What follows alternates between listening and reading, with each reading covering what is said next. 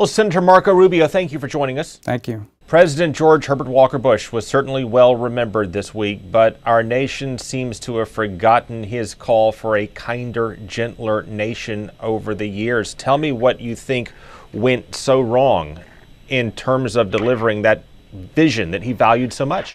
Yeah, I'm not sure. I can tell you that from a sociological perspective, our culture has changed, our society has changed.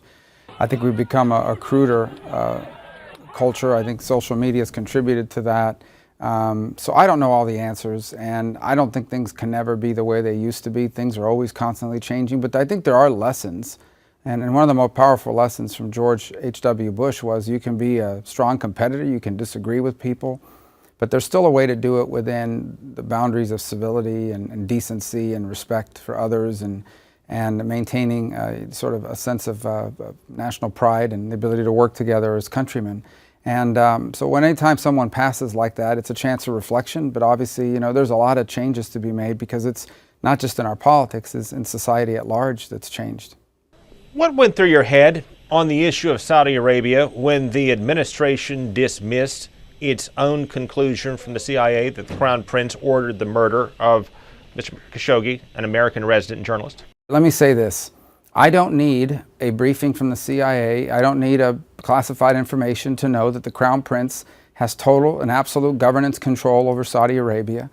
It's been widely reported and admitted that the 17 people who got on that airplane and flew to Turkey were close or associated with him. There is no way that in that country, with that authoritarian lean and bend, that 17 people close to the Crown Prince would get on a charter plane, fly to Turkey, dismember a man inside of a diplomatic facility, and then fly back, and he not at a minimum know about it, not to mention direct it.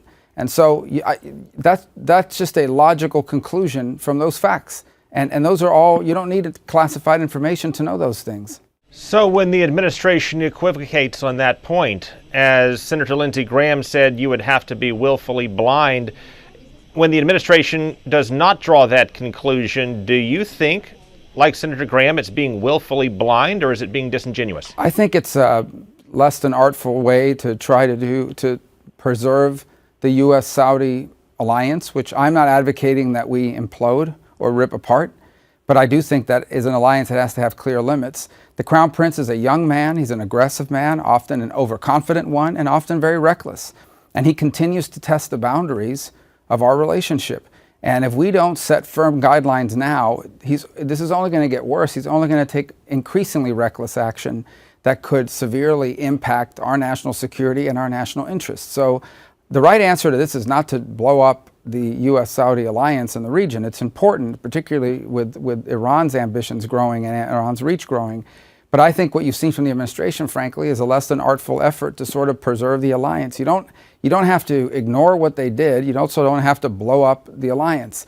I think there's a third way of doing it. It requires a little bit more nuance and a little bit more work, both privately and publicly. And that's the route I continue to suggest they take. You sponsored legislation to continue the National Flood Insurance Program for 10 additional months. There has been this growing resistance in Congress to subsidizing flood insurance in Florida and elsewhere, which of course would burn homeowners in our state and potentially ice the real estate market, hit our economy hard. How do you convince lawmakers in other landlocked states, places that don't flood as frequently as perhaps places in Florida, that this money, this subsidy is worth their while as well? Well, let me tell you that most years, Florida actually puts more into the flood program than it takes out. So it is not subsidizing Florida. Now, that said, we don't have a real estate market without it. I mean, literally, closings can't happen in those properties affected by it.